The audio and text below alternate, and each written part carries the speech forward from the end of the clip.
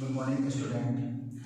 जो previous video थी उसमें हम आपको मैक्रो इकोनॉमिक्स का यूनिट 3 पढ़ा रहे थे। ओके, और मैक्रो इकोनॉमिक्स का जो यूनिट 3 है वो है determination of income and employment.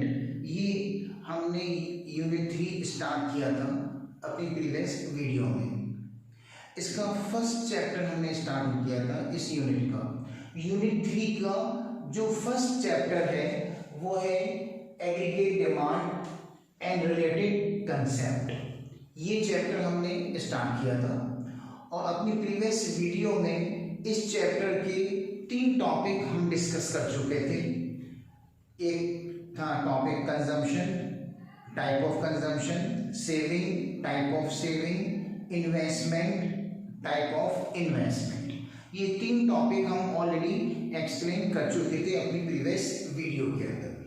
ठीक है, अब जो 4th टॉपिक है इस चैप्टर का वो हम इस वीडियो में एक्सप्लेन कर रहे हैं। और जो 4th टॉपिक है वो है concept of MPC, MPS, APC और एपीएस। तो पहले हम एक्सप्लेन करेंगे ये एमपीसी है, एमपीएस क्या होते हैं, फिर इनको कैसे कैलकुलेट करते हैं। ओके, फर्स्ट कंसेप्ट है एमपीसी। एमपीसी की फुल फॉर्म है marginal propensity to consume. Marginal propensity to consume is the ratio of change in consumption and change in income. Okay, I will explain this MPC with the help of example. Suppose our income is 1000, our consumption is 500 and our saving is 500. Suppose our income increase from 1000 to 2000, then our consumption increase from 500 to 1300 and our saving will also increase from 500 to 700. Okay, with the help of this information we can calculate the value of MPC with the help of this formula, change in consumption upon change in income. MPC can calculate with the help of this formula, delta C change in consumption upon delta y change in income. MPC calculate करने का ये formula है कि MPC is equal to delta C change in consumption upon delta y यानी change in income. Delta C का मतलब होता है कि चेंज इन कंजम्पशन, कंजम्पशन कितना इंक्रीज हुआ या कितना डिक्रीज हुआ, और डेल्टा y का मतलब होता है इनकम कितनी इंक्रीज हुई या इनकम कितनी डिक्रीज हुई। ओके, इस एग्जांपल में अगर हम देखें तो हमारा जो डेल्टा सी है यानी चेंज इन कंजम्पशन है, कंजम्पशन 500 से 1300 हो गया, यानी हमारा जो कंजम्पशन है वो 800 इंक्रीज हुआ। 500 से 1300 यानी 800 हमारा कंजम्पशन इंक्रीज हुआ। Delta Y change in income, income कितनी इंक्रीज हुई 1000 से 2000। इनकम जो इंक्रीज हुई है 1000 से 2000, इट मींस जो इनकम इंक्रीज हुई है वो कितनी इंक्रीज हुई है इसमें 1000। ओके, अब ये 2 जीरो आपस में क्या हो जाएंगे, वो कैंसिल हो जाएंगे। क्लियर? अब जो बचे इसमें वो क्या बचा 8/10, 8/10। अब इसको अगर हम डिवाइड करें 2 से, 8 को डिवाइड करेंगे 2 से तो कितना आ जाएगा आपका 2, दोनों को 4 से तो ये आ जाएगा 4/5, 4/5। दोनों को 2 से डिवाइड किया, 8 को डिवाइड किया 2 से 4 आ गया, 10 को डिवाइड किया 2 से 5 आ गया, तो 4/5। 4/5 को हम लिख सकते हैं 4:5। तो MPC की जो वैल्यू आ गई वो कितनी आ गई 4:5। क्लियर? अब MPC को डिफाइन कैसे करेंगे, MPC को इस तरह डिफाइन करेंगे, MPC is the ratio of change in consumption and change in income. Okay, ये जो 4:5 है ये रेशियो है, ये रेशियो किसका है, चेंज इन कंजम्पशन और चेंज इन इनकम का। तो MPC is the ratio of change in consumption and change in income. इतना क्लियर हो गया। अगर हम 4 को 5 से डिवाइड करें, जैसे ये अभी आंसर आया है 4/5 आया है हमारा, ठीक है। तो अगर 4 को 5 से डिवाइड करें तो 0.8 आ गया। 0.8 आ गया, इसका मतलब ये हुआ कि एमपीसी की जो वैल्यू है वो 0.8 है। 0.8 का मतलब ये हुआ कि हम अपनी इनकम का 80% क्या कर रहे हैं, खर्च कर रहे हैं। अगर एमपीसी की वैल्यू 0.8 है, इसका मतलब हम अपनी इनकम का 80% खर्च कर रहे हैं। एमपीसी की वैल्यू अगर 0.6 आती है, इसका मतलब हम 60% खर्च कर रहे हैं। ओके, तो what is MPC? MPC is the ratio of change in consumption and change in income. It can be calculated with the help of this formula delta C upon delta Y. Clear? It is about MPC. अब next जो concept है वो है MPS, marginal propensity to save. MPS, marginal propensity to save.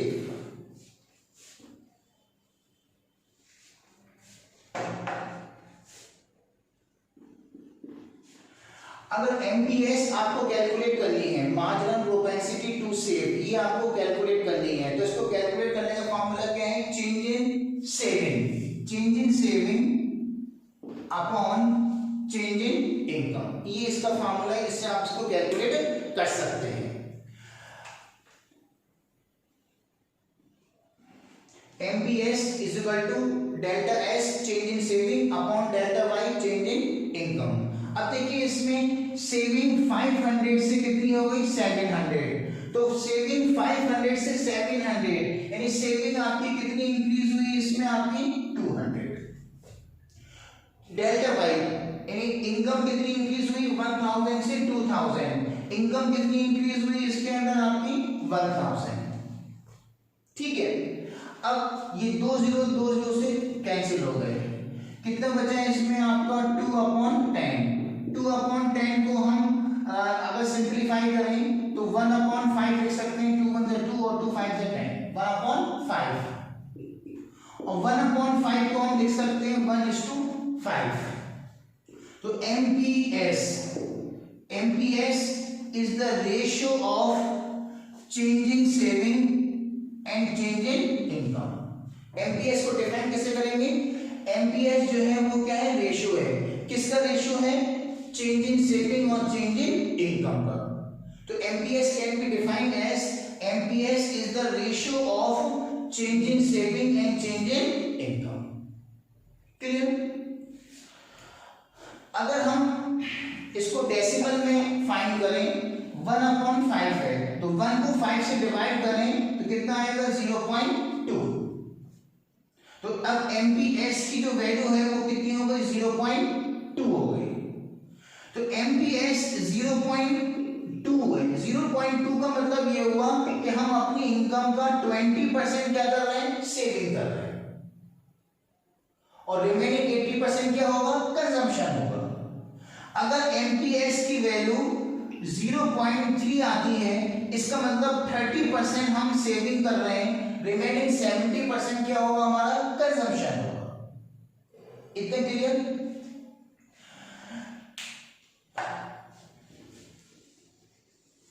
अब इसमें यह कि MPC और MPS, अगर आपको MPS फाइंड करना है, marginal propensity to save find करना है, तो यहां पे आएगा change in saving upon change in income. यहां S है तो यहां सेविंग अपॉन इनकम। अगर ये MPC हो तो यहां फिर आएगा चेंज इन कंजम्पशन आएगा। ऊपर क्या आएगा? Change in consumption upon change in income. ठीक है? डिनोमिनेटर में आपका चेंज इन इनकम ही रहेगा। अगर यहाँ MPC है तो यहाँ चेंज इन कंजम्पशन आएगा अपॉन चेंज इन इनकम। लेकिन अगर यहाँ पर आपका MPS है तो यहाँ पे चेंज इन सेविंग हो जाएगा, ऊपर डिनोमिनेटर में change in saving upon change in income. Clear? अगर एमपीएस निकालना है delta S upon delta Y, और एमपीसी निकालना है तो delta C upon delta Y. Clear? अब एमपीसी और एमपीएस दोनों का जो सम होता है वो सम हमेशा 1 के इक्वल होता है। अब 1 के इक्वल कैसे होता है वो हम आपको एक एग्जांपल के थ्रू एक्सप्लेन कर रहे हैं। आप जो एक्सप्लेन कर रहे हैं वो ये है कि एमपीसी और एमपीएस इसका जो सम होगा वो कितना होगा, 1 होगा। अब 1 कैसे होगा वो हम एक एग्जांपल के थ्रू बता रहे हैं। अगर आपको सपोज इसमें फाइंड करना है, दो चीजें फाइंड करनी है, एमपीसी और एमपीएस, और दोनों का सम कितना होना चाहिए, 1 होना चाहिए। एमपीसी कैसे निकालेंगे, delta C upon delta Y. Delta C यानी चेंज इन कंजम्पशन, कंजम्पशन कितना इंक्रीज हुआ, कंजम्पशन कितना डिक्रीज हुआ। इसमें कंजम्पशन 500 से कितना हो गया, 1300। तो 500 से 1300 का मतलब ये हुआ कि कंजम्पशन कितना इंक्रीज हुआ, 800। चेंज इन इनकम, इनकम 1000 से 2000, इनकम कितनी इंक्रीज हुई, 1000। अब इसको हम डिवाइड करेंगे तो 0.8 आ जाएगा। 800 डिवाइड बाय 1000, 0.8। तो एमपीसी कितना हो गया, 0.8, यानी 80%। 80 इसका मतलब ये हुआ कि 80% हम अपनी इनकम का कंज्यूम कर रहे हैं। ओके, अब हम फाइंड करेंगे एमपीएस। एमपीएस क्या है, delta S upon delta Y, change in saving upon change in income. Delta S कितना है, सेविंग कितनी इंक्रीज हुई, 500 से 700। 500 से 700 जो सेविंग इंक्रीज हुई वो कितनी इंक्रीज हुई, 200। Delta Y change in income, income जो है वो 1000 से 2000 हो गई। तो 1000 से 2000 कितनी इंक्रीज हुई, इसमें 1000। अब 200 को डिवाइड करेंगे 1000 से तो आएगा 0.2। तो एमपीएस की जो वैल्यू है वो कितनी है, 0.2। इसका मतलब हम अपनी इनकम का 20% क्या कर रहे हैं, सेविंग, और 80% क्या कर रहे हैं हम, कंजम्पशन। क्लियर? एमपीसी की वैल्यू आई 0.8, एमपीएस की वैल्यू आई 0.2।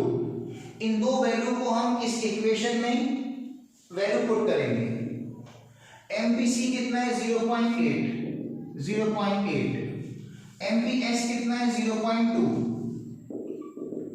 0.8 और 0.2 इनको प्लस करेंगे तो कितना आएगा आपका, ये आ जाएगा 8 और 2 को प्लस करेंगे तो कितना हो गया, 10। अब 1 के बाद पॉइंट लगा देंगे तो ये पॉइंट लग गया है ना, पॉइंट के बाद 0 की कोई वैल्यू नहीं होती, तो क्या आंसर आ गया, 1 आ गया। ठीक है, 0.8 और 0.2 दोनों को प्लस करेंगे कितना आंसर आएगा, 1 आंसर आएगा। इस तरह से एमपीसी और एमपीएस का सम जो होता है हमेशा क्या होता है, वो 1 होता है। क्लियर? ये हो गई आपकी फर्स्ट रिलेशनशिप, किसके बीच में, एमपीसी और एमपीएस की जो फर्स्ट रिलेशनशिप है एमपीसी और एमपीएस वो क्या है, इक्वल टू 1। इससे दो और इक्वेशन बन जाएंगी। किस तरह से, एमपीसी ऐसी रहेगा इज इक्वल टू 1 ऐसी रहेगा। ये जो एमपीएस है ये प्लस का है, इसको यहां ले जाएंगे तो किसका हो जाएगा, वो माइनस का। तो MPC is equal to 1 minus MPS, ये प्लस का तो यहां पर किसका हो जाएगा, माइनस का, साइन चेंज हो जाएगा। तो ये आपकी सेकंड इक्वेशन हो गई, MPC is equal to 1 minus MPS, ये रिलेशनशिप में आती है। इसी तरह से एक और इक्वेशन हो सकती है कि एमपीएस आपका ऐसी रहेगा इज इक्वल टू 1 ऐसी रहेगा, ठीक है। और ये जो एमपीसी है, ये एमपीसी उठाकर हम लेफ्ट हैंड साइड से राइट हैंड साइड पे जाएंगे तो एमपीसी जो किसका हो जाएगा, वो माइनस का हो जाएगा। एमपीएस ऐसी रहा, 1 ऐसी रहा, एमपीसी को हम एमपीसी को लेफ्ट हैंड साइड से राइट हैंड साइड पे ले जाए तो साइन माइनस का हो गया, ठीक है। तो M P S is equal to 1 minus small B. Small B क्या है? एमपीसी को जो शो करते हैं वो स्मॉल बी से शो करते हैं, तो हम एमपीसी की जगह स्मॉल बी भी लिख सकते हैं। क्लियर? तो ये जो है आपकी कौन सी हो गई? नेक्स्ट थर्ड इक्वेशन हो गई कि एमपीएस अगर फाइंड करना है तो MPS is equal to 1 minus MPC. ये आपकी थर्ड इक्वेशन हो गई। और एमपीसी फाइंड करना है तो 1 माइनस एमपीएस, और दोनों को प्लस कर देंगे is equal to 1। Actually first equation से ये दो इक्वेशन बनी है, कुछ इसमें अलग नहीं है। ओके, तो ये हो गया एमपीसी और एमपीएस। अब नेक्स्ट है एपीसी और APS.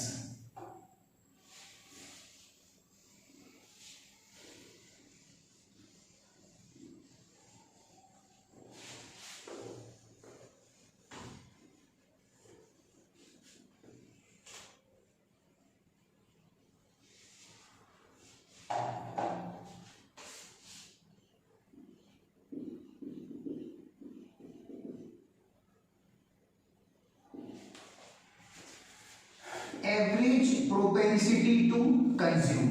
Average propensity to consume is the ratio of consumption and income. Consumption and income.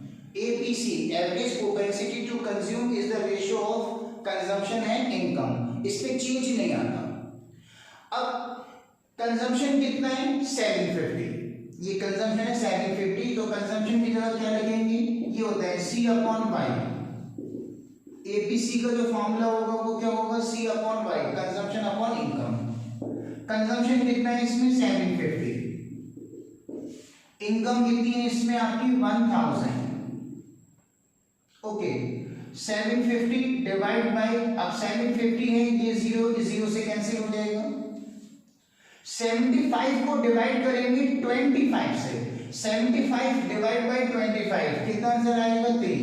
100 divide by 4 कितना आंसर आएगा? 100 डिवाइड बाय 25। 75 को और 100 को दोनों को 25 से डिवाइड किया तो 3/4 आंसर आ गया। ठीक है, अब 3/4 जो आंसर आया है आपका 3/4, इसको हम 3:4 लिख सकते हैं।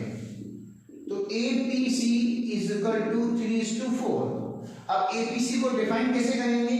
APC is the ratio of consumption and income. APC is the ratio of consumption and income. APC can be calculated with the help of this formula, consumption upon income. Okay, अगर हम इसको डेसिमल में calculate करें, ratio में नहीं decimal में अगर calculate करना चाहते हैं तो 3 को 4 से डिवाइड करेंगे, तो 3 को 4 से डिवाइड करने के बाद कितना आंसर आएगा? 0.75। तो एपीसी कितना आ गया? 0.75। ये एपीसी की वैल्यू निकल गई। ओके, अब आपको सपोज इसमें फाइंड करना है APS, average propensity to save. Average propensity to save, इसका फॉर्मूला क्या होगा? Saving upon income. यहाँ एस है, एपीएस एस है तो सेविंग अपॉन इनकम। यहाँ एपीसी है, सी है तो consumption upon income. Okay, APS saving कितनी है इसमें? 250। इनकम कितनी है? 1000। ओके, ये 0 से कैंसिल हो जाएगा। 25 बन जाए 25 4 100, 1/4। क्लियर? 1/4 को हम लिख सकते हैं 1:4। अब एपीएस को डिफाइन कैसे करेंगे? APS is the ratio of saving and income. APS is the ratio of saving and income. Clear? अगर हम इसको डेसिमल में फाइंड करें 1 को डिवाइड करें 4 से तो कितना आएगा 0.25, 1 डिवाइड बाई 4 0.25, तो एपीएस आया 0.25, एपीसी आया 0.75। क्लियर? अब दोनों का सम कितना होगा, एपीसी और एपीएस का सम कितना होगा, इसका भी सम 1 ही होगा। देखिए इस तरह से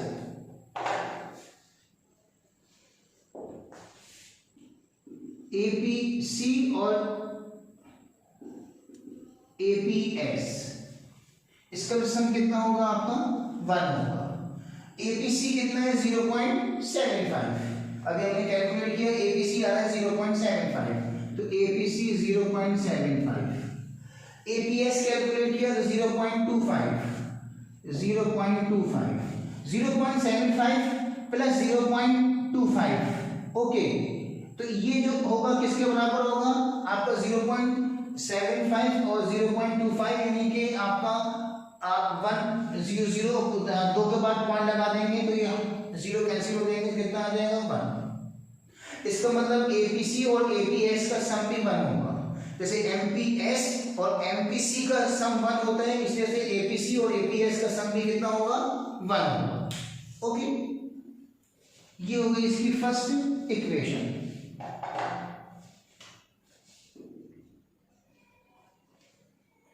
अब इसमें इससे भी 2 इक्वेशन बन जाएंगी आपकी, एपीसी आपका ऐसे रहेगा 1 ऐसे रहेगा, और ये जो एपीएस है ये प्लस का है, यहाँ पे आके एपीएस किसका हो जाएगा वो माइनस का, सेकेंड इक्वेशन। इसी तरह से थर्ड इक्वेशन आपकी, सेकेंड इक्वेशन क्या है, APC is equal to 1 minus APS. इसी तरह से थर्ड इक्वेशन बन जाएगी, तो ये एपीएस आपका ऐसे रहेगा,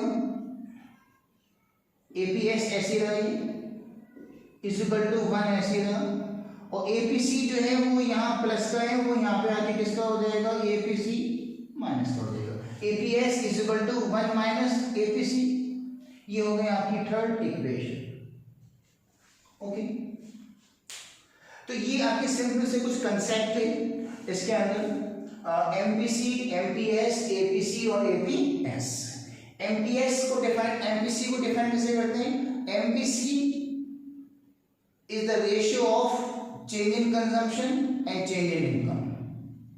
Okay, MPS is the ratio of change in saving and change in income. APC is the ratio of consumption and income. APS is the ratio of saving and income.